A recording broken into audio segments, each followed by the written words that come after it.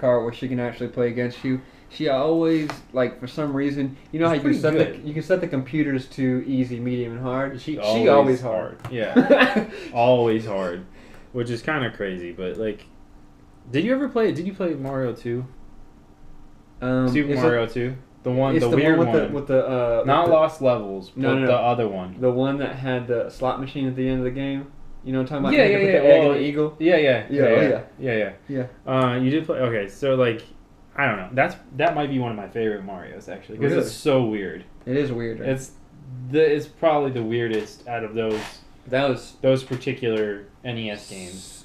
Was that Super Nintendo? No, it was NES. I have it for Super Nintendo. I have it for Super Nintendo. It was Super Mario 2. Super Mario 3 was on NES too. You know. So you guys think okay.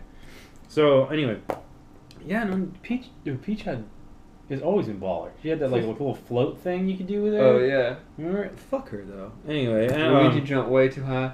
You know when you pick Luigi's dope though. Yeah, I kind of dig. You know, you were still talking about Mario 2, right? Yeah. Yeah, Luigi in that game jumps real high. If you don't remember that, Mario 2, you could play as Toad, Mario, Luigi, and Peach. And they each had like different things except for Mario. It was just normal as fuck. Yeah, Mario's super I forgot what Toad could do, but Toad didn't he have something special too? Maybe about like when he ducked, he could. I think he could jump higher when he ducked, or maybe he could pick up stuff quicker, or like dig quicker. Yeah, maybe it was digging was a lot in that game. Yeah, you dug a lot. It was fucking but weird. Luigi jumped too high, so if you picked him, you had to deal with like him jumping all the way across the screen. All the way, dude. I don't even. All right, so that's whole different. We can get on NES all day. Like it's so weird now. But what I wanted to talk about is we kind of touched on the co-op games, like couch co-op, and like how important that kind of was, like to 64. It was so much fun playing GoldenEye, Mario Kart. A lot of people got into Perfect Dark. I didn't. I got into it. And I mean, you also had your solo games. It was Mario 64. Probably, I mean, probably the best launch game ever. Oh yeah. Like ever. Mario 64. You open that game up when you first got a 64. Like, holy shit, this is awesome. I know we talked about this in one of the episodes that I just now. Oh yeah, you just now finished it, which is kind of crazy. For the first time in my life, got 120 stars, which is kind of like a milestone. You should add it to Facebook. Milestone. Anyway, but no, I wanted to talk about Banjo-Kazooie. Okay. Did you ever play Banjo? No. Oh my god, really? All right, so there's a lot of people that are like Banjo fans, and then a lot of people that are like, fuck that game, But I'm one of the fans of it. Like, it's, I think, underrated, which we're gonna get to other things like that later, underrated things in this episode. But dude, Banjo was like, alright, it came from Rare. Okay, Microsoft owns Rare right now. So if you want to play Banjo-Kazooie and the sequel Banjo-Tooie and like the third one that whatever, it doesn't even look the same. I never played that one because I think it was on something else. It wasn't on 64. But if you want to play it now, it just got re-released on the Xbox One in the Rare Replay. So it's fucking awesome. But I'll show it to you actually after this. But it's super cool. Like, it's basically built on the same mechanics as Mario 64. Like, it's a platformer game, collecting shit. Like Mario, you had to collect coins to get 100 in each level, that kind of deal. Only it took it to like this whole different level. Like, it's hard for one. Like, there's shit you have to do that's like, it's difficult. Like, it's a hard game. Like, the boss battle is fucking hard. Like, I was frustrated. I remember at the time, like, holy shit, I made it all the way here, and this was way after Mario. Like, I'd beaten Mario a couple times, probably at this point, but it was like, you were just bragging now. No, but I had. So, 120 stars. Yeah, every file. Anyway. Anyway. No, it's actually, I just got really good at Mario. So I hope people beat it too. Like some of my friends are like, nah, I just can't do this. I'm like, motherfucker, you just kick this thing and then you're good. There it is. Yeah. You know, like getting the normal stars were not a big deal for me, but like getting the weird ones are kind of the like castle stars. Particularly the one I know that you probably didn't get at first was chip off the block in that floating level. It's like the second or third level. Chip off the block. Mm-hmm. I don't really remember it You too have well, to shoot yourself out of a cannon, and then you have to smack the block. Did you know about it though, or did you strategy guide that thing? Oh, that's what I'm saying. Like, this is early internet kind of when this shit came out. Yeah, I guess I had to look that one up. I didn't realize what you're talking about, but now I do. Yeah, I had to look that one up because that was a secret star, right? No, it's a regular star in the game. It's regular. It's like you shoot yourself into the fucking side of this wall, this black thing, and it chips the corner off, and you have to... Yeah, when I played it this time, I know I didn't have to look it up because I remembered it, but I might have looked it up back then because, like, there's no way you're going to find that one unless you... No, I mean, it's weird. Like, if you look at it, the only way I could see somebody actually finding it is, like, you can see a line in the game, like, on the wall, but dude, there's no way. Yeah. I remember having to do that for a lot of people back then. But, yeah, Banjo. Banjo is probably one of my favorite games on 64. It was hard. It was fun. You collect things, so you feel like you accomplished something. Yeah. And in every level, all right, so you feel like now in like collecting games, collectathon type games, right? You go and you'll get stuff, but like it goes away when you get it, right? Yeah. So this game had like the same vibe as Mario, where like you go on the level, you like jump into not into a painting, but like something like that. Yeah. And then like you're running around or whatever. Only thing different is you could get all of the, instead of stars it was puzzle pieces, and you could get them all in one go. Like you didn't get exited out of a level every time. Oh, nice. So, but the thing is though, if you didn't get all that in their coins were music notes. If you didn't get all the music notes in one go, then you didn't get that puzzle piece. Like at all.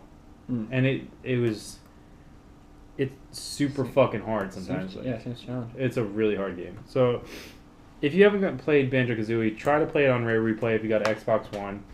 And I guess it's on, I think it's on the Xbox Live Store or whatever the fuck that is. You know? Yeah. The store where you can download shit. It's on there, I think, too. So go play it. I don't think Xbox is probably the best place to play it. If you have an old 64, play it on that. You know? It's ballin'. Anyway. I highly recommend getting a 64 just because... Just nostalgia, dude. Yeah. I mean, it's fun, too. You like... It's a good system. It's super good. I see the games I thought of, like solo games I played that I thought were really good were Mario 64 is probably the top, and then this was not one of my favorite games, but you were talking about how hard that game was. Yeah. The hardest game I ever played was Jungle Book. Jungle Book? Did you ever play that? No. Fucking, it was all made like the cartoon, the original one? The Disney Jungle Book cartoon, and there was like you could get to like the third level and you had to beat the snake, and or you had to beat the snake, the snake from Jungle Book, and I could never beat it. And that game like just kind of collected dust because I got so frustrated. At that point you just said you're a kid. And you just give up or whatever. So Jungle Book is probably my least favorite game. It was the hardest game I ever fucking played. You know the hardest game I ever played on 64 was? What? Game probably never heard of. It's called Glover. I have heard of it. You have heard of Glover? If you guys have ever seen Glover, it's the hardest fucking game there is, I swear. And it was like a personal challenge to beat that thing. Like it was... I'd come home and be like, alright, I'm going to try to beat one level in this thing because this shit is hard as a motherfucker, you know? I beat that shit. But your boy pretty good. Your boy! So, as far as 64 games go. But like, you know, fuck yourself when it comes to like Star Fox or something like that. Oh damn! I don't like Star Fox. I don't know why. I love Star Fox. Really? Are you excited for that new one that we're never gonna get? Why? Because it keeps getting delayed. No, I really like Star Fox. It's funny because the games that I'm collecting now are games that I had back then. I'm not really looking to play new games or whatever. The only game that I would like to play in its full that I did not get to play when I was like younger is Ocarina of Time. That's the one I want to play. That, and I would love to get Smash Brothers for 64. Yeah, that's fun too. I played Ocarina of Time on like a DS. You know what I'd like to play actually? Besides that, I never got to play A Link to the Past from Super NES. Yeah. I saw my homie play like all the way through it, but I never personally played. You know, that, and I didn't have a GameCube, and a GameCube had a bunch of cool games on it. Yeah. But I don't want to buy a GameCube. No, and I never got a GameCube either. So thinking about just no. Does your mod have Mario Sunshine? Sunshine, no. No. I needs to though. I want to play Sunshine. I'm kind of embarrassed that I never played Mario Galaxy because people like say that's the shit. Oh yeah, it is a shit. But I just wasn't into it. Yeah. Okay, you need to get that before we come over. I already tried. Because Catherine really wants to play it again. Sunshine? Yeah. It's like her favorite game. Really? Yeah. I'll give it a try. If anybody knows how to do that to a modded Wii, then hit me up, quicksixerpodcast@gmail.com. Let me know what emulator you guys use or just burning it to a disc because we can play GameCube games. So, okay. Yeah, let me know. Give me some tips on that. I've tried a little bit, but I haven't really looked that far into it. We're gonna get into topic 3. Speaking of underrated things, we were just talking about the GameCube underrated system. Apparently, people love that shit. I didn't have one. It was all about some PS2 at that point. We're gonna talk about an underrated movie. We were gonna talk about 2, but we decided that just one would do because Drew has a boner for this one. We both do. Come on. Yeah. No. So a movie came out the year we graduated high school. Guillermo del Toro directed, wrote the whole bit. Pan's Labyrinth. If you have not seen this movie, you're fucking up. Like for real. It is probably one of the best movies in a really long time. So we're calling this an underrated movie because it didn't get this big thing in the public eye, but it did get a lot of good ratings and it won 3 Oscars, all this stuff. But you really got, I guess from our perspective, if we think it's underrated because not a lot of our friends have seen it. Not a lot of people talk. You tell people and you're like, "What? What are you talking about?" Yeah, because I'm sorry, it's got 3 Oscars and it's got a high rating on IMDb or whatever. But if someone says, "What's your top movies?" and you say Pan's Labyrinth, they're like, "What? What are you talking about? What is that? Is that a Peter Pan movie?" Yeah, no, it's just no, it's not at all. It's classified as an adult fairy tale. Yeah, so. That's one of my favorite genres, which is kind of pretty specific. There's not. I don't think there's that many, from what I've seen of that. This is a very Spanish kind of thing. They have this thing, a popular genre that they write about called magical realism. And my favorite author, Gabriel Garcia Marquez, used to write 100 Years of Solitude. Life in Time of Cholera, bunch of that stuff. That was one he's was very specific, and the way they told the story was kind of it was a magical realism story, it's this real thing that's happening, but they had all this fantastical stuff just happening. You know what I'm saying? Why are you worried about the cat right now? I'm trying to say something. So to do that, to tell a story like Pan's Labyrinth for a movie. in a movie is fucking amazing. It's crazy because like you're thinking like, how are you gonna do all this stuff? But then you got his fucking characters. You just got Guillermo's brain behind that thing, man. He's a crazy dude, like, and in a great way, you know, like, weird thing about him, like, I just went to this talk with him at, where they nominate for the Oscars, like, he had this, like, Q&A thing, right, and I got to go, which was really cool, and he talked about, like, his life a little bit, so, the weirdest thing that I think about it was... He grew up, you know, not here. He's Spanish, so I forget where it is. Where is it? He grew up not here. Yeah, I forget where it is. Was it born in Mexico? Yeah. Guadalajara. It says.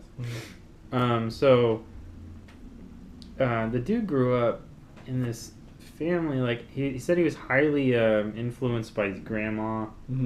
And he got super lucky. This is like, he said, like a changing point in his life. His dad won a lottery, right? Oh yeah, I did hear that.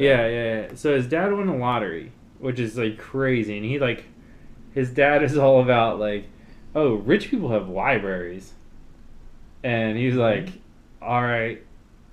And then his dad bought a fucking library, like, and put it in their house or whatever. So Guillermo was like obsessed with like, collecting knowledge, right? Yeah.